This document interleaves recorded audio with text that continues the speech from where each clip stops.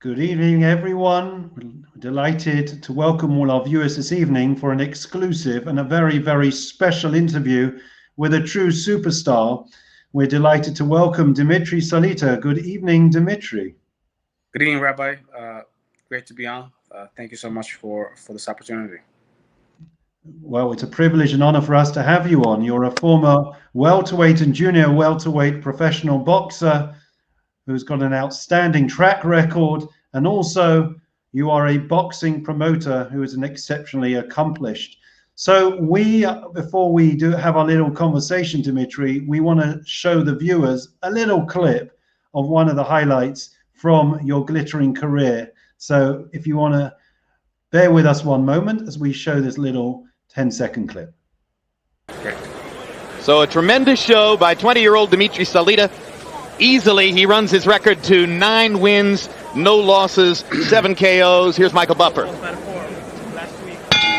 Ladies and gentlemen, following the second knockdown, referee Tony Weeks waves off the 10 count and immediately calls a halt to the bout. The winner by knockout victory at 1 minute 25 seconds of round number 1, still undefeated, Dmitry, star of David Salita. You have an incredible track record, 35 out of 38 wins and 18 knockouts, as well as a glittering amateur career. So we're going to come to that soon, Dmitry, but let us start, if you don't mind. We'll go back to the very beginning. You were born in Odessa in the Soviet Union, and eventually your family emigrated to Brooklyn. How did that come about? What made your family move from the Soviet Union to New York, USA? So my family immigrated to Brooklyn, New York, December 21st, 1991. Right. I was 9 years old. So certainly, growing up in the Soviet Union, that was the second. So 1991, I guess 1989 to 1992 was the second wave of Soviet immigration. During the first wave, which was 1979, my father's mother and older brother came to Brooklyn, came to the United States, eventually to Brooklyn, New York. And my parents, through all the kind of unrest and challenging situations for Jews that were openly Jewish and that were not openly Jewish, that were just born Jewish, for them to be able to make it in academia, in work, in sport, whatever you shoot, it was very, very challenging. So my parents felt that for their kids, the best opportunity to grow at that point in time would be in the United States of America, and they made the sacrifice to bring us to the U.S. Right. And making, at that stage in your life, you were 9 years old, making that transition and immigrating from the Soviet Union to Brooklyn, New York, it is like day and night. It's a completely different world. How was it for you making that transition? It was challenging and exciting at the same time. From what I had, being in Odessa, I had a chance to see a couple of movies, and I envisioned the United States a place with big buildings, skyscrapers, and streets paved of gold. When I got here, I saw that it wasn't all that way. What was it? There were no skyscrapers? There were no skyscrapers. We lived in a 6th-floor building, which was our first apartment. There was 5 of us in a 1-bedroom apartment. Oh, wow. Father, my mother, my older brother, and my grandmother. And you go through the immigration process of welfare and food stamps and not speaking the language and having the clothes that you wore to school in Odessa, but when you go to school here, it doesn't really fit in, so takes a while to acclimate to local culture and to the local environment. But in due time, step by step, and certainly boxing and Judaism, played very important roles in educating me about the United States and finding myself, and really feeling at home in Brooklyn. Right. So we're going to come and discuss a bit about the Judaism part soon, but let's hear about, boxing. I'm interested to learn and to hear about how did you get into boxing in the first place? Was this when you arrived in New York, or was this something that already in Odessa you were involved with? So when I was in kindergarten and in grade school, I used to get picked on. I physically wasn't the strongest kid, and my parents felt that to strengthen myself, they should put me in a karate club. So they did, and I liked it. When we came to the United States, I went back to the karate dojo, and with time I progressed, and my karate trainer and my brother said, "You know what? You have some talent. You should try boxing, because there's really no athletic future in karate." So there were two gyms that I knew of in Brooklyn, New York. One was Gleason's Gym, and the other one was Starrett City Boxing Club. Gleason's Gym was too expensive for us to afford at that time. Starrett City Boxing Club was subsidized by the city, so it was free, even though it was about a 50-minute bus ride from my house. But it was a free, productive after-school activity. And I remember that my father and my brother took me to the boxing gym in the summertime, and the first day that I walked into the gym, the spirit took over me, and I really felt like a kid in a candy store, really just overtaken by the atmosphere, and felt that this is what I want to do, and that I'll put in all the work necessary to reach my goals. So, being in a boxing gym, surrounded by different cultures, different backgrounds. It was in the East New York section of Brooklyn, really a tough neighborhood that I actually came to learn that it was a tough neighborhood, because to me, it was really all the same. And even though, myself and the boxers around me were from different cultures, different ethnic backgrounds, and so on, we really had a lot in common, and they're have come to be, my close friends throughout the years. Because through boxing, we both saw a way out of our situations. We were all fighting a socioeconomic reality that we're trying to get out of, and using boxing as a tool to do it. And so, so I want to say that all the kids, most of the kids that boxed, did it as a job. They did it, fully focused and professionally, even though we were only 13 years old. Right. And some of those guys now are, world champions, Olympians, top-rated contenders: Shannon Briggs, Monty Barrett, Danny Jacobs, Louis Collazo, Travis Sims, Zach Duda. The list goes on. So it was really phenomenal for me to be able to experience all that from the very beginning. And who are the main influences that guided you in your formative years as a boxer when you look back at the gym? The person that had the most influence on me in my life, inside and outside the ring, was a man by the name of Jimmy O'Farrell, known as Jimmy O. Jimmy O was an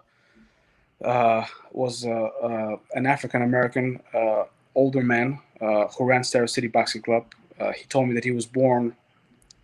He always wore an Irish casquette, and he told me that he was born on a ship coming from Ireland to New York. So Jimmy was an incredible person and really educated me about life and about relationships and about so many different things. He was really a teacher and a mentor, meaning a teacher inside the boxing gym, and really taught me so much, and also a mentor outside the ring, and really guided me through challenging moments and through happy moments. And as a kid, for my background, being around him in the gym and in the different social situations, I really got a chance to see the world and experience so many different events that folks from my background don't really get a chance to see. And it was tremendous, and I'm very grateful.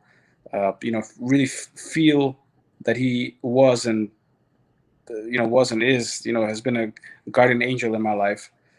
And some of the things that he told me before, you just kind of don't think about it when you're younger. But now that I experience certain situations and certain things, I see those lessons come to life, and I'm very grateful that I had those experiences and that he was in my life to offer that. I believe he described you as the kid looks Russian, He prays Jewish and he fights black. Is that the way that you saw yourself during those years? I guess that sums it up. Well, that's how he saw you. How did you see yourself during those years? Did you see yourself as fighting black? I mean, you know, I grew up in Star City Boxing Club. The soul of the gym was Hot 97, which is the hip hop station, Right. which was the #1 hip hop station in New York City. So, you know, it's funny because I didn't grow up to that kind of music, being from the Soviet Union, and it's like at first I couldn't, you know, it wasn't my taste. But then, you know, with time, it became my favorite playlist. So, it gave me the rhythm and gave me the soul to do the things that I did inside the ring. And yeah, with that influence, I would say that that's probably true. When you look back, what would you say was the highlight of your boxing career? You know, there were several. I would say that the pivotal moment in my career as a fighter was when I decided not to box on Shabbos. When I was still an amateur, I was 18 years old. So what happened was that I had a solid amateur career up to that point, and so in amateur boxing, when you turn 17, you're considered an adult. And I turned 17, and I signed up for the New York City Golden Gloves, which is a very big tournament. And each year, the local news station picks one fighter, one boxer from the whole New York City to follow through the process of hopefully getting to the finals, which were at Madison Square Garden. And that particular year, Fox 5, which was the top channel here in New York, picked me to follow me through the tournament. And I got to the finals, which were on Friday night. I've already become an observant Jew, but I wasn't Sherman Shabbos, and the fight was on Friday, and I lost. I lost a very close decision, and it was a year that I was graduating from high school. And my dream originally was to win this very prestigious tournament and get a professional boxing contract and pursue my dream of being a world champion in the professional ranks. But I lost, and you know, so my option B was to go to college and get a job, and that meant that I wouldn't be able to dedicate, you know, the time that I needed to boxing. So the person that beat me, the next step was to go to the U.S. Nationals. The person that beat me, for some reason, couldn't go, and I got chosen to go to the U.S. Nationals. Oh my word. And before going to the Nationals, I came to my rabbi. His name was Rabbi Zalman Lieberov, who's actually from London. He's a Chabad Shliach in Flatbush, Brooklyn, New York. And he said, you know, David, which is my Hebrew name, you always have my blessing, but I suggest that you write a letter to the Lubavitcher Rebbe. And there's a Chabad custom of writing the letter and through the answers that were given before by the Council of Divine Providence, getting the answer that is meant for you. And I wrote the letter, and I approached a set of books. There must have been 100 of them. And I randomly picked out a book, and I opened it, and I put my letter in. And the answer that I got was to an educator, and Rabbi Zalman said, this says that you'll be successful in what you do, but you should do your job. You'll be successful in what you do and have influence over people, but you should do your job according to the Jewish way, which for you means that you shouldn't box on Shabbos. And I was like, Rabbi, you're asking too much, man. You know. How did you feel when you heard that answer? That was. I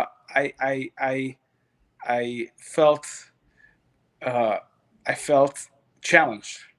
I felt. Wow. And how? I felt. I mean, I felt that for me to say to USA Boxing that I'm not going to box on Shabbos was like, it's like, who am I to say to a national boxing organization that I'm not going to box on Shabbos? Yeah. And I really didn't even really take it upon myself at that moment as an observant person.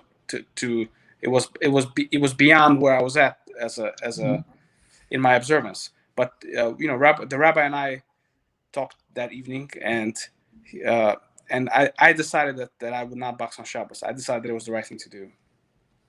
And when I got to this tournament, which was held in Gulfport, Mississippi, so national amateur tournaments are a week long, and you fight every day. If you win, you progress. If you lose, you go home.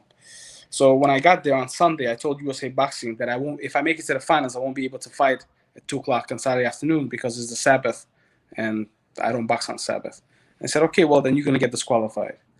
But there were so many talented boxers in my weight class that, you know, I said to myself, let me take it one day at a time, and when I get there, I'll deal with it.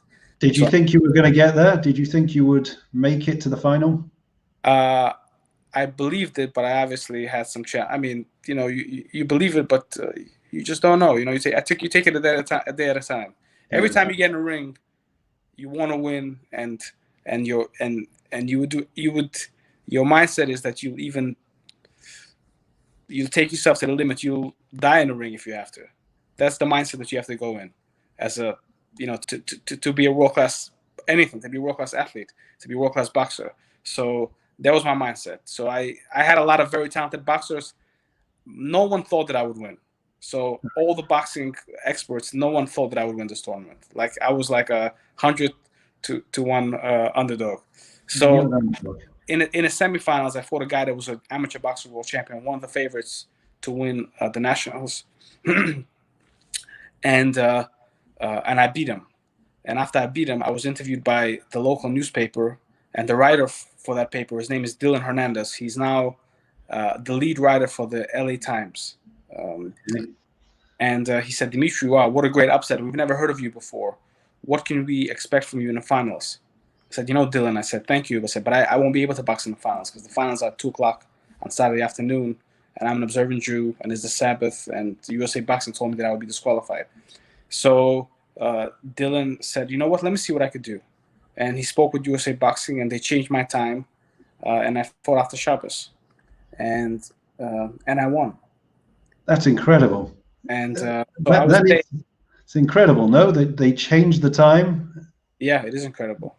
I don't think it's often that we hear of them changing a schedule to accommodate a Shabbat observant person. And so I would say that was the pivotal moment of my career. Right. As a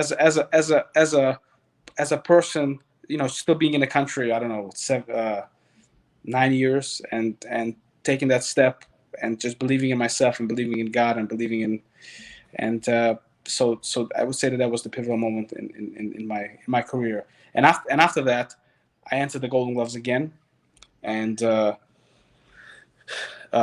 that time my final bout, instead of being scheduled on Friday, they scheduled it on Thursday, and I won, and I got the Sugar Robinson Award for the outstanding boxer of the tournament, and which is the best fighter of all the weight classes. So, and then I turned pro, and after that, you know, all the top promoters, Bob Burnham, Don King, everybody started calling me, and it worked out well. So. Yeah. I think that's an understatement. You're very modest, Dmitry. It worked out more than well, and you did exceptionally well. If we fast forward, I just want to take you to eventually you had a shot to be world champion against, and you were fighting Amir Khan in Newcastle. Yeah. What was your thoughts and feelings going into that fight? That's a loaded question, man. I know. So, you know, so the fight in Newcastle was in 2009. Yeah. I haven't lost a fight since 2000. Since 2000. So I haven't lost a fight as an amateur or as a professional in 9 years, almost 10 years. And so I was very focused, and I worked very hard to get to that point. And I was #1 mandatory contender for the world title, and it was. I mean, the result of it was obviously very challenging for me personally and professionally to deal with. And you know, growing up in Brooklyn, New York, I have never been to England prior to that fight. Yeah. You know, and being that it was what it was, and just in terms of different cultural backgrounds, there was a lot of tension surrounding it. And but you know, you live through it, and you learn, and use the experiences to grow and to get better, and to take another step. I think you're very diplomatic, Dmitry. We recall when you walked into the ring, there was absolute vitriolic abuse, anti-Semitic abuse against you and against your camp. Going into that ring, with all that going on around you, what did it make you feel? I mean, did it did it throw you off kilter? Was it a distraction? Did it motivate you more? How did you deal with it, hearing all this abuse? You were proud of your Jewish identity. Right. So that week in England was challenging with so many different things happening. But I was certainly tense and was, I guess, a bit surprised by it. And I wanted to use the first round to kind of get my whereabouts and get my feeling and get going. But Amir, being the very experienced, talented boxer that he is, saw my nervousness and did what he had to do and jumped on me and did what he had to do. So, it's funny because physically it was a very easy fight because I was stunned, but I wasn't really hurt. And it was emotionally, quite an experience. So, what can I say?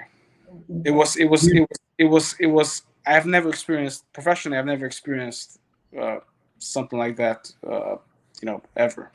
Right. And so, do you think if that fight would have taken place in the States, for example, that there would have been the abuse, hurled at you in the same way, or do you think this was something unique to Britain, to holding a fight here? I've never faced anything like that in the United States. Really? Unbelievable. And let's move on a bit, because I know that you are now a very high profile, you are a promoter of many highly acclaimed boxers, amongst them Clarissa Shields and Otto Wallin and Jarelia Miller. What challenge do you find as a practicing Orthodox Jew and dealing with anti-Semitism? Does this come into the equation when being a boxing promoter for all the boxers that you have in your camp? Well, I mean, I feel that sometimes people have all kinds of isms about them, but and the great thing about the United States of America is that you can be black, you can be white, you can be red, you can be anything that you are, and the law of the land is that who you are and what you represent and what God you pray to is not going to stand in your way of success. So certainly individuals sometimes feel a certain type of way towards someone. Right. And I'm so blessed to be in the United States and so proud of it, that I'm able to openly observe and be professionally successful as an observant Jew, and personally not do certain things on Shabbos and etc. That I really feel blessed by that. So certainly there are moments when these things happen, but it is what it is, and I can't blame it for anything really. It's part of life, and I have to, you just have to take those challenges, some of the challenges into the context of a particular situation and keep it moving. But absolutely. I mean, I feel that for folks that think it through, I feel that what I represent and who I am as a person adds value to my business, adds value to who I am, because of the feelings and that of the philosophy that I have to represent the fighters that I represent, and to do the best that I can with them and with my company and with the boxing fans. So it only serves the sporting community for the better. Me being a religious and observant Jew and believing in his philosophy, and doing the best that I can for each individual fighter, and believing that we're all people individually created by God, and with individual talents, with individual special skills and special talents, and that's what Judaism teaches me. So me as a Jewish boxer coming up, when I came up, I had a place to be successful through the prism of my career, not being able to box on Shabbos. That was my mission. For someone else like Clarissa Shields, her mission is to, is to promote women's rights. Is to show that she's someone that has come from Flint, Michigan, one of the most crime-infested cities in the United States, and she's a historic figure who's accomplished things that have never been accomplished before. Otto Whalen, a kid from Sweden, where boxing is not so, it's like an indie sport, an underground sport, and became one of the best heavyweights in the world. Gave Tyson Fury the fight of his life. I feel it's because of my Judaism, because of my philosophy, that I'm able to see these things and to see these individual special talents and special ways that we're all created. And it's my, as a promoter professionally, it's my obligation to make the most of it. And for the fighter, for the fans, for his community, for the greater boxing community, and for them to reach their utmost potential, and hopefully just a little more. Fantastic. Talking about boxing outside of America, I know that I hear rumors that you've been taking tentative steps towards eventually promoting boxing in Israel. Where are you with that? Where is boxing in terms of becoming a sport in Israel? So it's funny how life sometimes goes full circle, and things happen the way they happen. So the WBC, which is the World Boxing Council, named Amir Khan the boxing ambassador to the Middle East. Oh. And after that, with Amir, they named me the WBC ambassador to Israel. Sports is an international language at its essence, and has the ability to form communication, to make friends, to make people. Even though boxing may seem like an aggressive sport, but it's not true, because folks that get in the ring after that, they have the utmost respect for one another. So I've been to Israel actually after my fight with Amir was the first time that I've been to Israel. From England, I went to Israel, and I was really inspired, and I went to visit the boxing gyms and really saw the same kind of kids that I see in Brooklyn, New York. Just in terms of their inner passion. And I really, throughout the years, thought about ways of making it work and forming a structure and forming a foundation for it to happen. So I'm speaking with folks in the government, in the boxing organizations, and hopefully we'll be able to build an amateur boxing program and a professional boxing program. I mean, there already is, but just to add a level of professionalism, and I know that Robert Waterman, who's a member of the community, some years ago did some tremendous work in Israel with Roman Greenberg, and tried, and hopefully he'll be involved in this project as well. But the Middle East overall. Let's rewind a month, right? Abu Dhabi and Dubai, are all host to some of the biggest boxing events that are taking place. So it's an emerging market. It's an emerging place in the world, right? As a place for sports and entertainment. The UFC has Fight Island. So and I feel that Israel has a lot of potential as a destination, and also with its athletes. So I really hope that we can do a lot of good for the folks in the Middle East and through that program. Fantastic. So Dmitry, lastly, I know that you're friendly, and Tyson Fury and Anthony Joshua, and I know that you met up recently with Tyson Fury. How was he with you? He sees you he knows you're an Orthodox Jew. How does he see you in all of this? Tyson's a great guy. I have the utmost respect for him. I know Tyson for about 11 years when he first started at the Crown Boxing Gym to train with Emmanuel Stewart, and I used to train there. So we became friends, and I've spoken to him throughout the years. Now I had a chance to visit him with his trainer, Sugar Hill Stewart, in Miami. We had a great time. Tyson is great, very gracious, the people's champion. We walk down the streets, and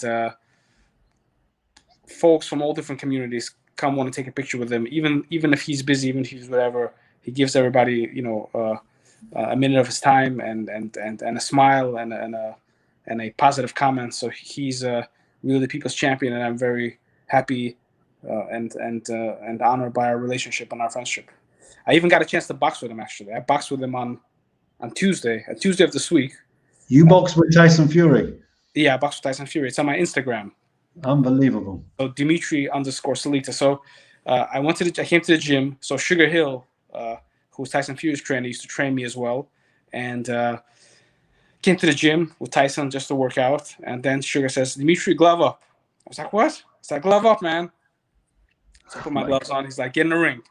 I get in the ring, and even though I know that Tyson is gonna work with me and it's not gonna go all out, you still get that feeling, of a real fight, And he's a big guy.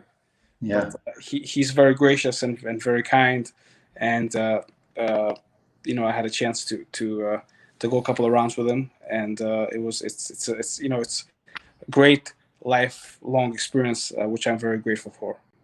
That's wonderful to hear. That's wonderful to hear. Dmitry, we're coming towards the end. Just, obviously you've achieved so much and so accomplished in all areas in which you've been involved with, be it in the boxing or in as a promoter. What are your goals and dreams for the future? What would you like to achieve in the years ahead? Well, my professional goals is to develop my company to be one of the top boxing promotion companies in the world of boxing, in the world of sports and entertainment, and we're working on that every day. Communally, I'm very happy and am involved in several projects that I feel close to me, that are close to this community, in the Jewish community and not in the Jewish community, I think. Through Jewish philosophy, I understand that we have to make the best use of our talents and our efforts to make the world a better place. And I became religious through Chabad Lubavitch, right? And was and am greatly influenced by the teachings of the Lubavitcher Rebbe, every deed of goodness and kindness brings Mashiach a step closer, and I want to do my part in that way. And the world sometimes can be a very difficult place, personally and certainly globally, because we see what's going on now. But and sometimes it's such a distant concept. It's been ingrained in me. So I hope that through my work and through my talents that I enjoy and that I feel great about, that I can use those for positivity to make the world a better place and to make individuals' life a better place, and I can deliver value to my community, to my professional environment through my talents and through my skills and through what I love to do. And I'm very blessed to still be involved in a sport that's so dear to me, and to hopefully keep marching forward in the most positive way. And thank you so much, Rabbi. I hope that this is not this is the first, but I hope this is not the last. And I want to give a shout out to Robert Waterman, who I know for many years, but I only connected with him really truly on the business side of boxing over the last couple of years, and he's a great man, and I understand a member of the community, and folks don't know, but he's quite an influential figure in the boxing world. And so I understand. And a great guy whose heart is in the right place. Yeah, absolutely, and we are indebted to him for putting this together. And to Dmitry, thank you so much for giving of your time so graciously. We wish you bracha v'hatzlacha, tremendous success in everything that you do, both with boxing and beyond. You are a wonderful ambassador for boxing and for the Jewish people. I want to finish with this one story. Please do. You know, you ask questions and sometimes the answers come a little bit later. So when I was in London and in Newcastle for that fight in 2009, you know, sometimes you don't realize it until you experience it. You feel alone. You feel in a different place. And I remember Shabbos came, and it was Shabbos. We were in Newcastle. I forgot the rabbi's name. It was the United Synagogue in Newcastle. Okay. I think maybe Rabbi Brown. It doesn't really matter. But I remember walking into the synagogue, and it was a week before my fight, and you know, the parsha is the same as it is in Brooklyn, and the same as it is in Israel and in Australia, and the Kiddush after Shabbos is the same, and the feeling is the same, and there's so many similarities. And I remember thinking this to myself back then, and you know, no matter where in the world you are, whatever you do, you know that Shabbos is coming, and you can and you can go to a local community, you can go to shul, and you reconnect, and there is a feeling of family, there is a feeling of community, absolutely, which is so important. So I as I told you, one of the most important moments in my career was when I started to observe Shabbos, which in the beginning was quite challenging professionally, but now it's something that I look forward to every day, and you know, now the week is crossing over into the other side, so I look forward to Shabbos this week, and it's been a tremendous blessing, and I'm grateful that I had that community in Newcastle to plug into to make me feel at home. Absolutely incredible. Thank you so much. Thank you. You have been a blessing, and you should be blessed. And we look forward to hosting you. Please God, you have an open invitation to come to London, UK, and to stay in our community, to stay with us, and to see Robert, your friend. We look forward to it very soon. In the meantime, to ladies and gentlemen, friends, all, thank you for joining us. And it's good night from me. And in New York, good night from Dmitry. Dmitry, give a wave. Thank you.